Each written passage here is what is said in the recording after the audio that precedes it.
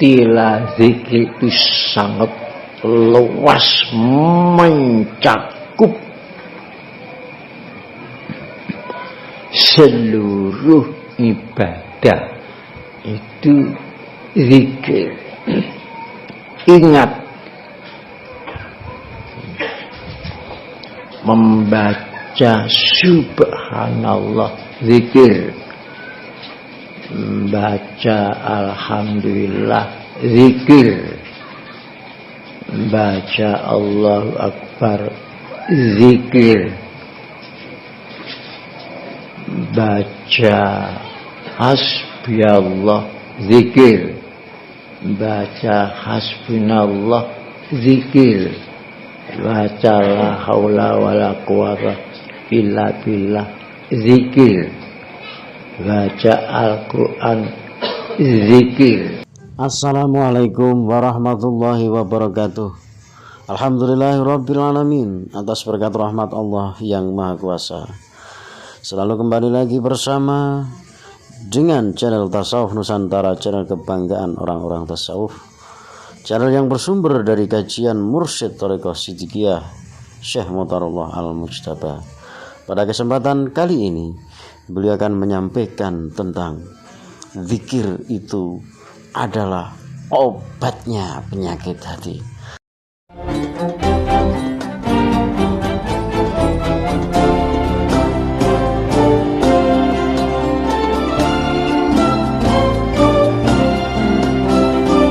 Qala Rasulullah sallallahu alaihi wasallam,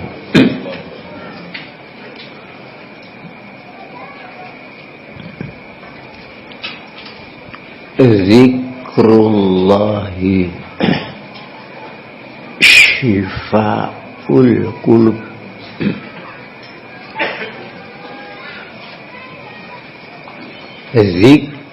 Zikrullahi syifaul qulubi.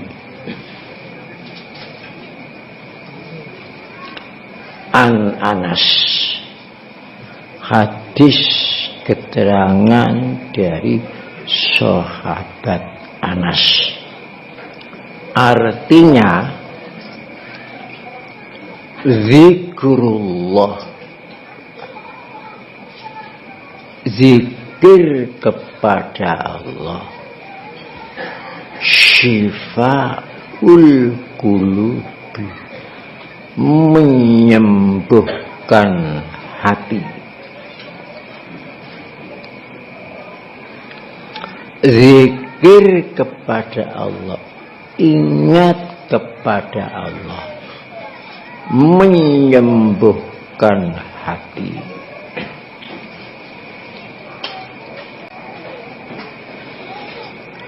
Istilah zikir itu sangat luas mencakup seluruh ibadah itu zikir. Ingat,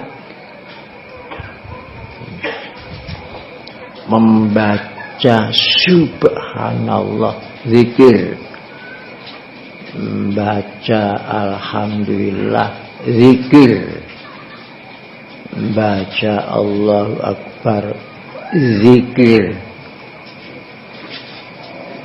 baca hasbiyallah zikir, baca hasbunallah zikir, baca la haula wala quwata illa billah zikir, baca Al-Quran zikir,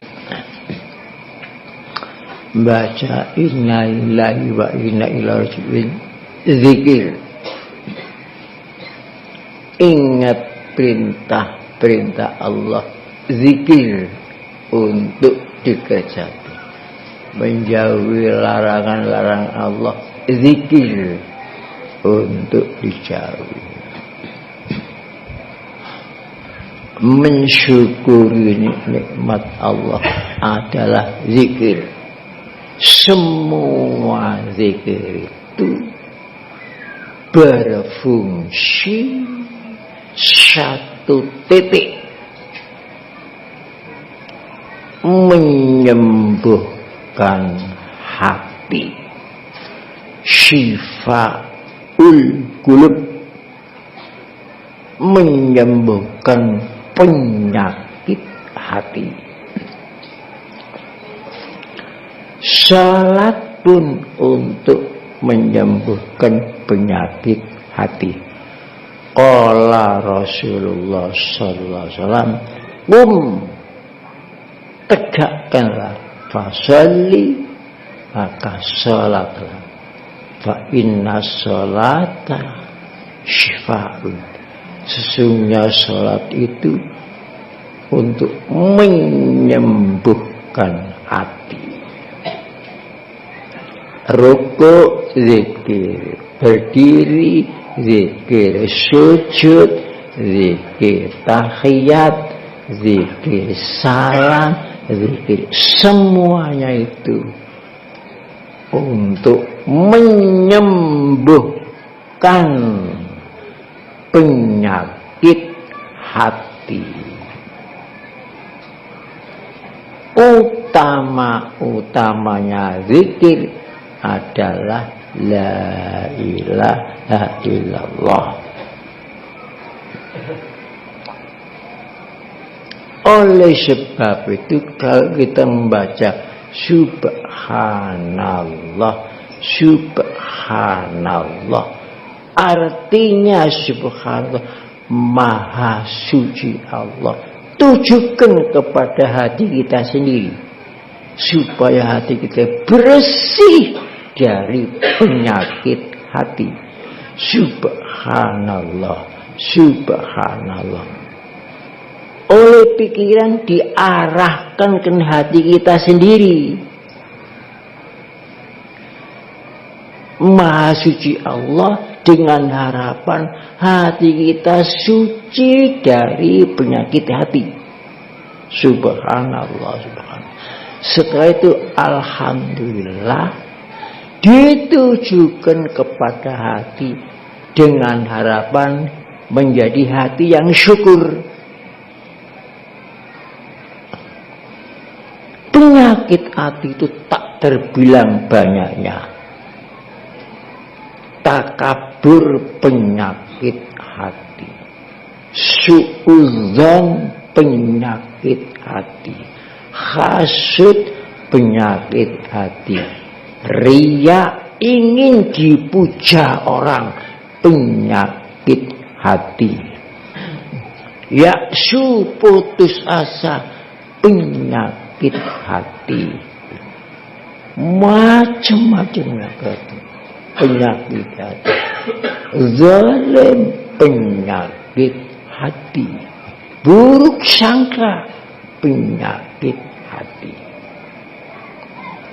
Jadi kalau kita itu sebanyak-banyak zikir, penyakit hati kita masih belum sembuh. Semua zikir kita menjadi debu, mawur-mawur, tak ada apa-apanya, seperti untuk yang gampang diterbangkan angin.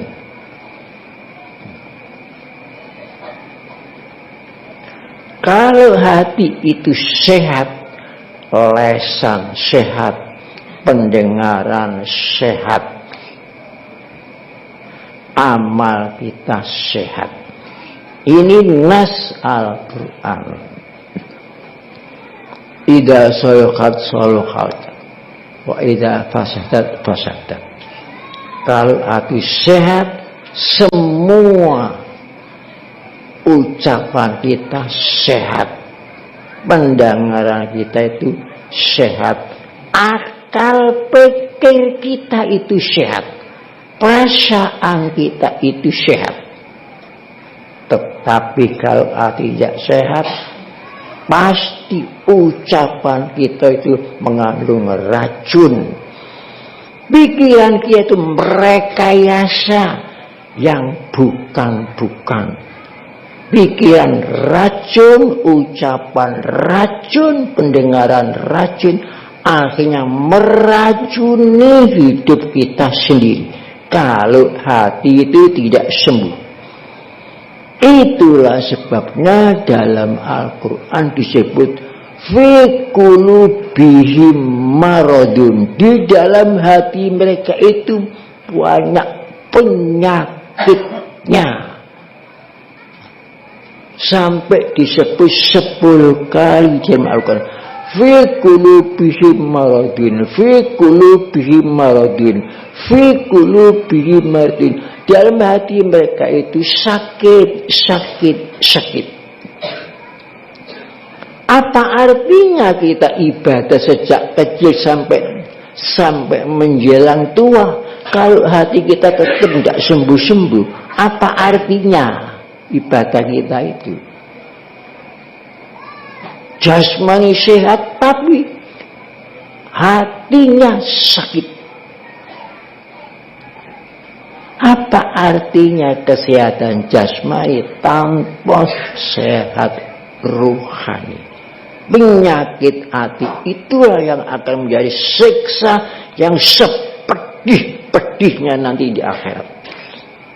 Akan menjadi siksa yang sedalam-dalamnya, akan menjelma menjadi neraka yang menyiksa roh kita nanti di akhirat. Itu penyakit hati, maradul qalbi namanya, penyakit hati. Jadi semua ibadah kita tujukan kepada hati kita, supaya hati kita itu sehat, ikhlas, bersih dari penyakit hati. Fungsi agama itu seandainya tidak ada untuk penyembuhan hati, tidak ada. Rasul 4 Rasul itu diturunkan di dunia ini tidak ada, seandainya tidak ada. Karena manusia ini menurut ilmu tasawuf dalam kitab Hikam, innaka jauharatun tantawi asdafu mukawwanani, engkau itu berlian yang digubel sepet alam. Alam semesta ini sepet. Berliannya manusia ini. Kalau alam ini tidak ada manusia, untuk apa alam ini fungsinya? Tapi sayang, berliannya sendiri itu tidak dipikir. Berlian hidup, berlian berpikir, berlian yang mempunyai perasaan yang mendalam. Tapi dikotori sendiri dengan manusianya sendiri. Diinjak-injak sendiri. Dibenamkan dengan lumpur kehinaan dan keasoran. Fitnah ke sana, fitnah ke sana, fitnah ke sana. Itu lumpur kehinaan, lumpur kesanaan. Apa hendak sia-sia dirinya sendiri dijebloskan dalam kotoran sekotor-kotornya itu? Harus menginsafi, kasihanilah diri kita masing-masing. Jangan dikira orang yang banyak zikirnya ribuan itu bersih hatinya. Kalau tidak bersih itu muspro. Ucapan kita itu muspro. Ibadah kita, sholat itu hancur. Haji kita hancur. Baik pun segala ibadah hancur lebur kalau hati kita itu tidak sehat. Karena fungsi ibadah untuk sehatnya hati. Hati itu sehat kalau penyakit yang macam-macam hati itu hilang. Itulah sebabnya Imam Ghazali radhiyallahu anhu menyusun kitab monumentalnya, kitab Imam Ghazali sampai menjadi bintang tasawuf seluruh dunia itu, kitab Ihya Ulumuddin, 4 jilid besar. Kitab Ihya Ulumuddin, inti dari kitab Ihya Ulumuddin itu yang jilid 3, judulnya kitab Ajaibul Qalbi. Jilid 3 Ajaibul Qalbi, intinya kitab Ihya Ulumuddin. Di situ khusus membahas penyakit hati, jumlahnya penyakit hati itu berapa, bagaimana cara menyembuhkan penyakit, semua komplit dalam kitab Ajaibul Qalbi. Sekarang ini sudah diterjemahkan Ajaibul Qalbi dengan bahasa Indonesia. Kalau tidak menguasai bahasa Arab, tidak ngerti maknanya, belilah terjemahnya bahasa Indonesia, kitab Ajaibul Qalbi dari Ihya Ulumuddin. Setelah dibaca, dimengerti, diamalkan. Kalau hanya dibaca saja tanpa diamalkan, tak ada artinya. Kitab Ihya Ulumuddin itulah satu-satunya kitab yang saya pergunakan untuk menghidupkan pohon Siddiqiyah yang sudah mati 1000 tahun, sudah menjadi fusil. Satu-satunya kitab yang saya bawa dari Lamongan hanya kitab Ihya Ulumuddin. Semua kitab saya tinggalkan, tidak saya perlukan. Alhamdulillah atas bimbingan Imam Ghazali melalui kitab Ihya Ulumuddin, sedikit demi sedikit betapa susah payahnya menghidupkan yang memfusil 1000 tahun itu. Mulai saya usaha menghidupkan tahun 60 sedikit demi sedikit. Setelah mulai tumbuh Siddiqiyah tahun 73, badai menempuh seluruh Jawa Timur. Kemudian melebar badai menempuh Siddiqiyah seluruh Indonesia, bukan hanya Jawa Timur. Macam-macam fitnah, macam-macam tuduhan. Maka lambangnya itu pohon, tidak ada daunnya, pohon. Alhamdulillah semakin mendalam akarnya, semakin menjulang tinggi, tekanan angin semakin besar. Kalau rumput tidak ditekan angin. Tapi alhamdulillah atas berkat rahmat Allah, bagaimana nasibnya orang-orang yang akan menghancurkan Siddiqiyah. Semuanya mereka hancur sendiri. Semuanya mereka. Saking mendalamnya fitnah, seperti zaman Nabi Nuh. Ya bunayya ma'ana wala takun ma'al kafir.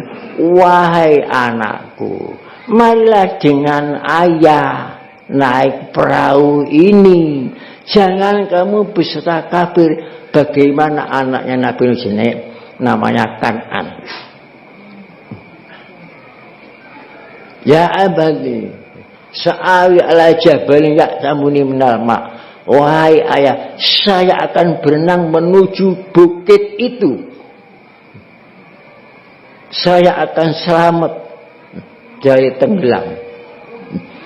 Jawabnya Nabi Nuh, la asimal yauma min amrillah. Tidak ada tenggelam yang selamat dari azab Allah kecuali rahmat Allah. Tapi bagaimana akhirnya? Belum sampai ke bukit tenggelam, dihancurkan oleh gelombang karena tidak ikut naik perahunya Nabi Nuh. Itu anaknya Nabi itu. Apa manis itu anaknya Nabi. Kemudian Nuh sebagai orang tua nangis. Usul nang pangeran. Ya Allah, niku anak kula, niku ahli keluarga kula. Bagaimana disentak oleh Allah? Ya Nuh laisa min ahli, innahu min amalin ghairi sholeh. Baca sendiri di dalam surat Hud. Wahai Nuh, laisa min ahli, kan aniku duduk wargamu. Laisa min ahli, duduk keluargamu, karena mereka tidak amal soleh. Nah, jadi amal soleh itu garis besar. Walaupun anak Nabi gak amal soleh tenggelam, umpamanya anak kiai, mesti tenggelam.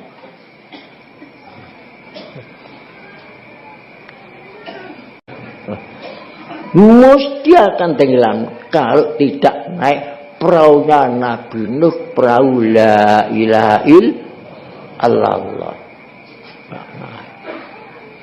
Bojone Nabi Nuh itu tenggelam. Yang tidak tenggelam hanya lain. Ada yang tidak tenggelam bojone. Bojone Nabi Nuh nggih tenggelam. Yang tidak mengikuti Nabi Nuh. Dan jadi kudu perahu Nabi Nuh cuma la ilaha illallah, cinta tanah air, bagian dari iman itu termasuk perahu Nabi Nuh. Apa mana jadi fitnah sak bitir-bitir. Oh niku gombal niku. Gombal. Oleh sebab itu saya ingatin bahwa hadis ini zikrullah syifa'ul qulub. Zikrullah syifa'ul qulub. Tidak ada Nabi Muhammad ngafirna wong iku mboten enten. Kafir ku sangka atine dhewe. Itu yang perlu peringatan saya sampaikan. Zikrullah syifa'ul qulub. Sama apa dalile nggih? Zikrullah syifa'ul qulub. Sampeyan baca sendiri kitab hadis Jam'u Zakir bab zal sahabati Anas. Zikrullah syifa'ul qulub. Situk niku mawon diamalno beres ati kita waras, waras. Wassalamualaikum warahmatullahi wabarakatuh. Demikian tadi sudah kita saksikan bersama kajian tasawuf oleh Mursyid Thariqah Siddiqiyah Syekh Mutarullah Al-Mujtaba Qaddasallahu sirruhu. Semoga apa yang disampaikan tadi kita bisa mengambil hikmahnya serta mengamalkannya pada ibadah kita masing-masing, yaitu zikir. Tentunya zikir adalah obat hati kita. Sampai jumpa Di lain kesempatan dengan channel Tasawuf Nusantara. Wassalamualaikum warahmatullahi wabarakatuh.